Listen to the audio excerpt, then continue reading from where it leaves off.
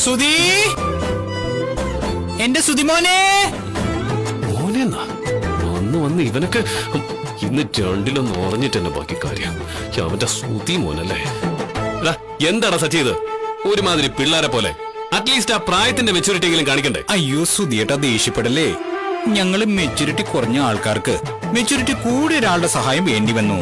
ഈ വീട്ടിലെ ഏറ്റവും മെച്ചൂരിറ്റി കൂടിയ ആള് സുധിയേട്ടനായതുകൊണ്ട് സുധിയേട്ടനെ വിളിച്ചതാ. സുധിയേട്ടൻ ഞങ്ങളെ സഹായിക്കില്ലേ? എന്തെങ്കിലും കാര്യം ഉണ്ടെങ്കിൽ മാന്യമായിട്ട് വിളിച്ചാൽ മതി. അല്ലാതെ ഏട്ടാ കൂട്ടാന്നൊന്നും വിളിച്ച് സോപ്പിടേണ്ട കാര്യമൊന്നുമില്ല. എന്താണ് കാര്യം? അത് പിന്നെ സുധിയേട്ടാ. അയ്യോ ശ്രീകാന്ത്, നീ പറയടാ. എനിക്ക് പറയാൻ പേടിയാ. അല്ല ഞാനെന്ത് പറയാനാ? കണ്ടോ അവനും സുധിയേട്ടനെ പേടിയാ. അതുകൊണ്ട് അവൻ പറയാത്തെ. നിങ്ങൾ രണ്ടുപേരും ഇങ്ങനെ പേടിക്കൊന്നും വേണ്ട. കാര്യം എന്താന്ന് വെച്ചാ പറ. ഞാനില്ലേ ഇവിടെ. അയ്യടാ, പേടിക്കാൻ പറ്റിയൊരു മുതല്. ഇവിടെ സവാളേരിയ ആളെ വേണം. നീ അവിടെ ചൊറിയും കുത്തിരിക്കല്ലേ? നിന്നെ വിളിക്കാൻ ഇവൻ പറഞ്ഞു, ഞാൻ വിളിച്ചു. എപ്പോ? നിന്നോട് ഞാൻ അപ്പോഴേ പറഞ്ഞതാ ഇവനെ വിളിക്കണ്ടെന്ന്. സവാള എറിയാൻ പോയിട്ട് അതിന്റെ തൊലി പൊളിക്കാൻ പോലും ഇവനെ കൊണ്ട് പറ്റില്ല. ഞാനതിനെപ്പോ പറഞ്ഞു. എല്ലാം ഞാൻ മറക്കും.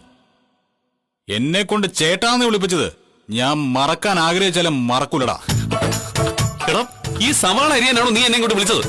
അല്ലടാ, ഘാട്ട് കരാറിൽ ഒപ്പിന്റെ കുറവുണ്ടായിരുന്നു, അതിടാൻ വേണ്ടിയാ. സച്ചിദേ, നീ വെറുതെ കളിക്കല്ലേ. ഒന്നുമില്ലെങ്കിലും ഞാൻ പഠിച്ചെടുത്ത 7 ഡിഗ്രി എങ്കിലും നിനക്ക് ബഹുമാനിച്ചൂടെ? എടാ, ഒരു സവാള തൊലി പൊളിച്ച് അരിയാൻ പോലും അറിയാത്ത നിന്റെ കയ്യിൽ 7 ഡിഗ്രിക്ക് പട്ടിയുടെ കയ്യിൽ മുഴുവൻ തേങ്ങയുടെ അവസ്ഥയാ. തേങ്ങ നിന്റെ എന്താണ് സഹോദരന്മാര് തമ്മിലൊരു ചർച്ച? അച്ഛാ, ചർച്ചയൊന്നുമല്ല. ഇവന്മാര് രണ്ടുപേരും കൂടി എന്നെ ഭീഷണിപ്പെടുത്തി സവാള അരിയിക്കാൻ നോക്ക്. ആരുടെ ഭീഷണിപ്പെടുത്തി? രണ്ടുപേരും ഉണ്ട് അച്ഛാ.